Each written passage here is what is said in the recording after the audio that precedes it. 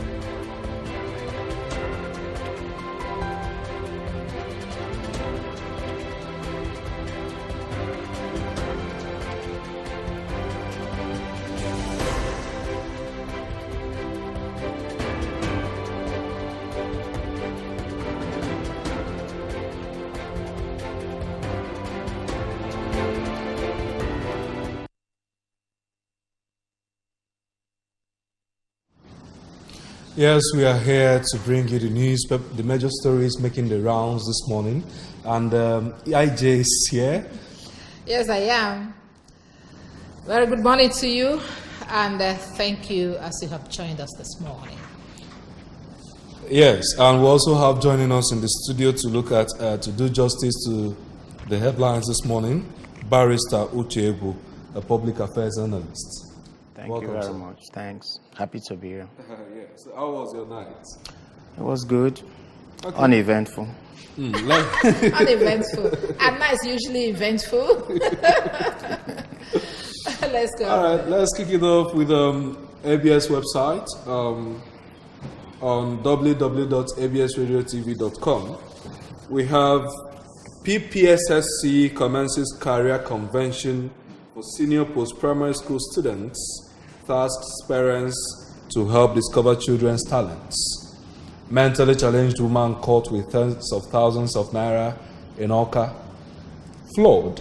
More stakeholders donate to affected persons in holding centers. Atma embarks on decongestion of roads in Onitsha and the environs. So,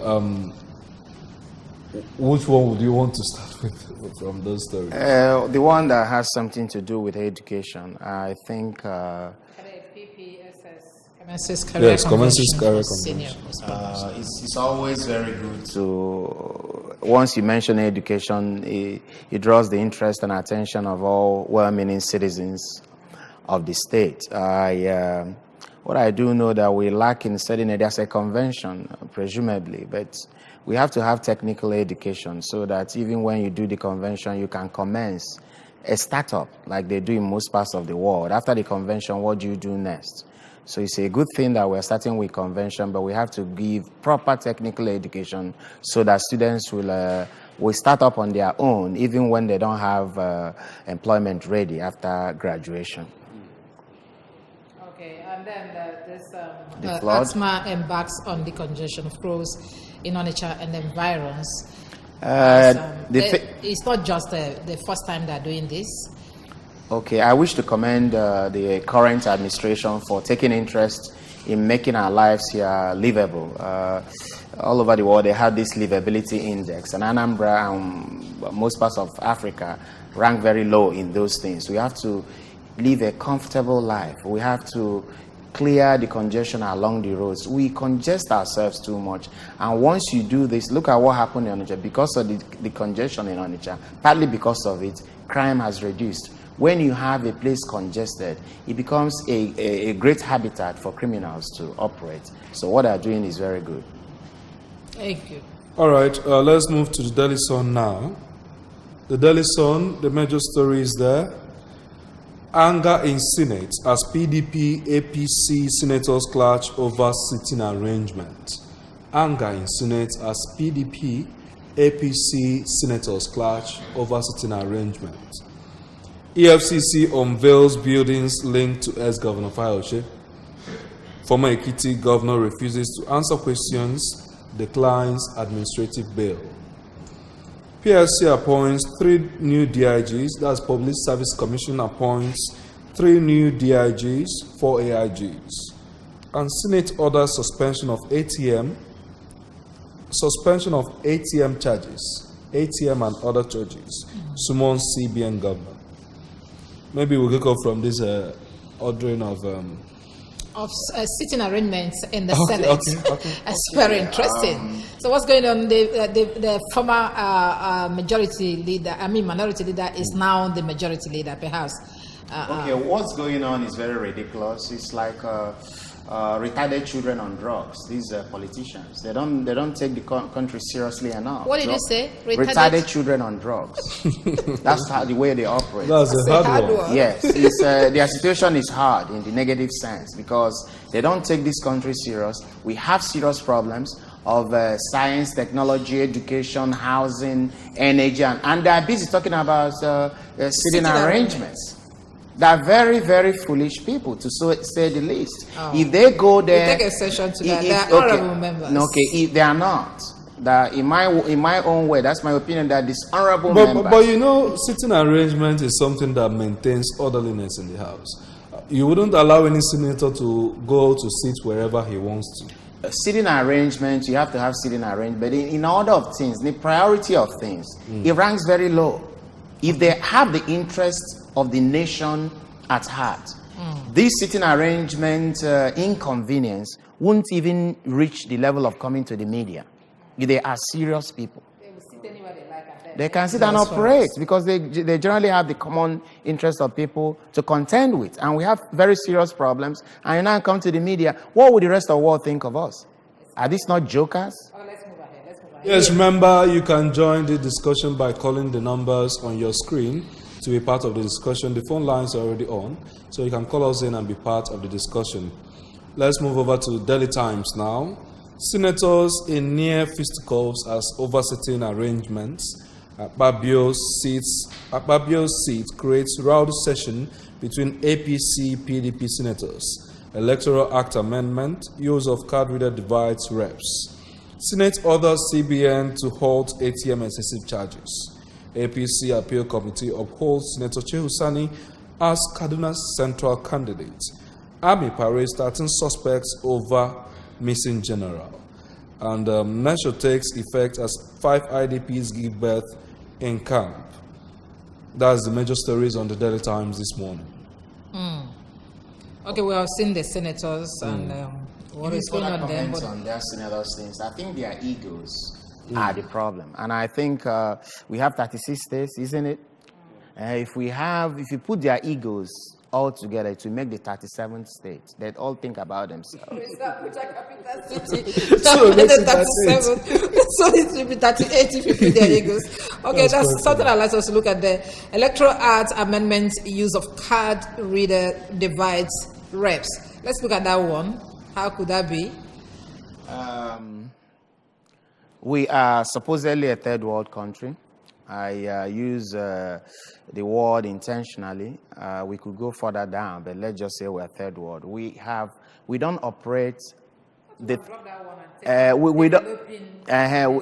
No. We are okay. Undeveloped could be the right word. The thing is that we don't operate things we are supposed to operate well. Electronically, we have a problem.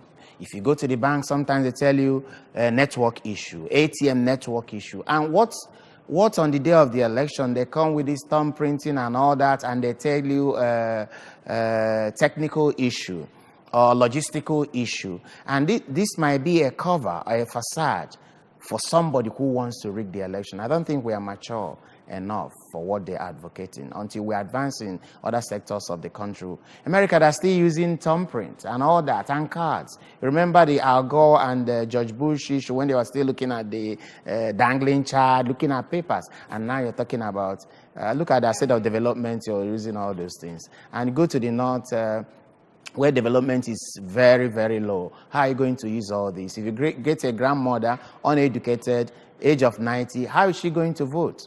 And all that. So it's a problem. And if you're trying to teach the person to vote, that's an opportunity for you to manipulate the person's voting. Okay, you believe we're not yet ripe for electronic voting. Okay, we'll move over to the Nation newspaper now. Akpabio to Saraki, Senate leadership must change.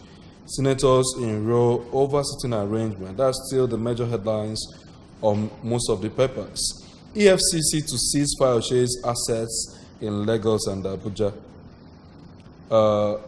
We have government, labor set for showdown over pay. Missing general, army hands over 13 to police. FEC, Senate okays 2.9 billion euro bond for 2018 budget. Train crushes Team Nigeria boxer in Lagos. That's a very sad one there. Fake news threaten 2019 elections. Those are the stories on the Nation newspaper. Okay, we look at this EFCC to seize Fayoshe assets in Lagos, Abuja, and other places. This insinuation that they have discovered so many buildings that belong to Fayoshe, which hitherto he did not declare as part of his assets. Okay, the thing with this is that, like Mrs. Clinton said when she was still the foreign minister, foreign secretary of the United States, we need to develop strong institutions, not strong men. What we have here is the rulership of strong men, despots, in so many ways. And you have a situation where if you're in opposition to the government in power, you are prosecuted. What I wrote sometime in the media, we have the government in power. My criminals are good criminals. Your criminals are bad criminals. I prosecute yours, I don't prosecute mine. You have to be even-handed in dealing with situations. Somebody has been in opposition to you and your policies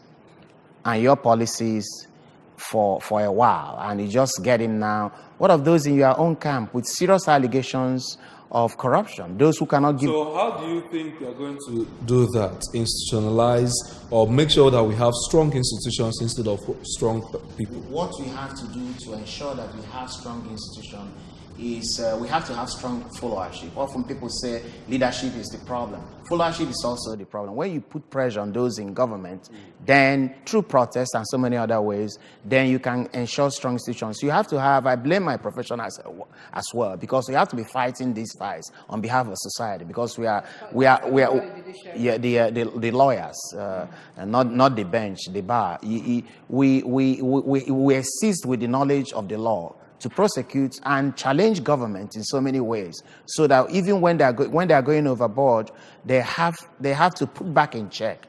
They cannot be operating ultra-virus or operating with predilections and biases against or in favor of people. So it is up to every sector of society to put pressure on those in government to show that we cannot have you being partial. Okay, let's. It's still strategic, the labor issues, government and labor over minimum wage. What are you foreseeing today? The organized labor will meeting to have a showdown with government. Often I go against the current of opinion. The labor, the day of I think a few weeks ago, they had this labor day. What do they want? Increase the minimum wage. Yes. I believe their wages should be sliced because they are not working hard. If you have to work hard, then you deserve your pay. You should not be owed. But they should be slashed because they don't work in general. When you go to most offices, they come in late, they go early. In between, they are transacting their personal businesses. The women do you think that the amount they are being paid is the reason for which they do those? And maybe the welfare packages are not enough to take care of them. No, we are going to the issue of the chicken before the egg. But I believe you work, then you demand your pay. If they don't pay you, then you protest. Society will be behind you. Hungry to work? Will you work in an empty stomach? You're not earning nothing. You're earning something at this point. If you have elected representatives like the senators and the House of members, they work harder than the civil servants. It's a different issue. That's an because issue. I know that they go home with a lot of money. That's and a lot of benefits after and they after still go to the service. same market. That's an issue of corruption and abuse of power. It is for us as citizens of Nigeria to demand. At a time, they were earning 25% of our national budget. Those are the National Assembly alone.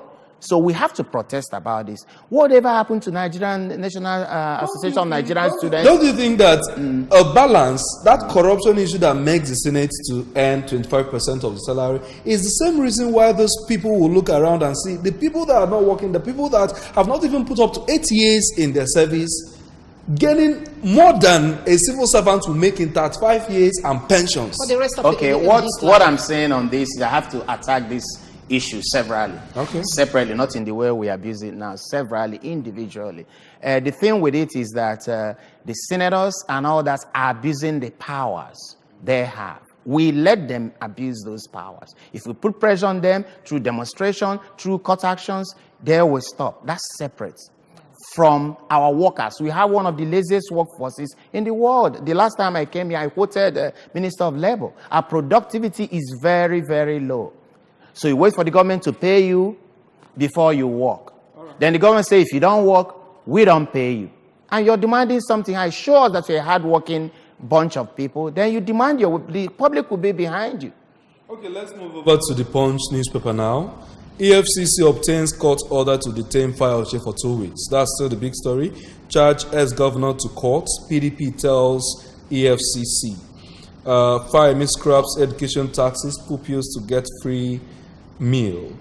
Woman, let's just take the stories. Okay. Woman allegedly impersonates Clam founder, the Frauds Church member. I almost quit Eagles after death threats from Igalo. Igbo loses appeal against UK Graft Commission. External reserves dropped by $1 billion in 13 days.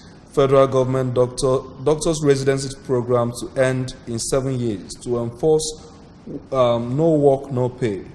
Obasanjo Atiku, Catholic Secretariat says Kuka's reconciliatory effort hijacked, politicized. Electoral bill, card reader, splits reps. We've seen that on other papers. Senate probes illegal bank charges, demands suspension of ATM card maintenance. And it's just most of the same stories all through. Okay, on fire checking, let me get back to it. The FCC has done great injury to their reputation in the past few years because they keep projecting, making this media mockery of themselves. You remember when they were raiding, they were getting money from judges, 20,000 pounds, 1 million euro. They went over money found in Sockaway pitch and all. Who has been prosecuted? After all that carnival of, I don't know what to call it, after that carnival of propaganda, who was prosecuted? Who was convicted? Now they go to Fayose. This one, after a while, will fall by the wayside. Maybe if he switches to the ruling party, then he becomes, he gets a clean bill of health. So they are not serious people. And Nigerians have known that in the past few years, they have become worse, actually. Okay. This one is headed nowhere anyway. On a Gallo, I would have loved us to look at this one. External reserves dropped by 1 billion naira in 13 days. $1 billion. Dollars, please. Okay, what I do ask, I'm not an expert in economics, but what I'm asking is, who are you reserving the funds for? We have problems. You're going all over the world borrowing. According to reports, Nigeria pays 69% of their earnings in interest on their loans, and you're reserving what money for who, for what purpose? Even if it drops, let it drop. We have to start earning money. The reports are that even with all our oil earnings, even paying salaries now will be a problem. We have to go back to productive industry and bring back productivity as part of our culture, so we don't have to depend on oil all the time. It drops, because we are not doing quite well as a government and as a people. Still on Obasanjo article, the crisis being erupted that Kuka was partisan in his movement. Do you also share that view? I don't have an in on what is going on there, but Obasanjo is always it's all over the map as far as Nigerian politics is concerned. But we know that last week they went on a reconciliatory meeting to reconcile Atiku and Obasanjo. Gumi was there, Kuka was there, Oyedepo. Okay, what I'm saying, he's being accused, or they are being accused of endorsing Atiku. Okay, what accusation? Okay, what I'm saying is, let me report on the character called Obasanjo. At the time he comes, he tells us this is the best candidate for Nigeria. And the person starts doing poorly, he switches and gives us another candidate who is the best candidate. After 1 or 2 years of administration, he comes and tells us the guy is horrible. Now it's Atiku. Who knows what he's going to say next? So on his having meetings, I think are you saying Obasanjo is Obasanjo he did some. One thing about him is hard to pin him down as a bad person or a good person. So many projects, especially in the southeast, he built like Enugu Onitsha Road, Enugu Port Harcourt Road. But in terms of politics, he's hard to pin down to any principles. I see. All right, that's enough we could take this morning before we move to our major discussion segment for this morning. Thank you, Mr. Uche Ebu, legal practitioner and analyst, for joining us on the newspaper review this morning. Thank you very much. Glad I was invited. All right, and the delectable lady, each of us. Good to have you here, Barrister Ebu. Thank you.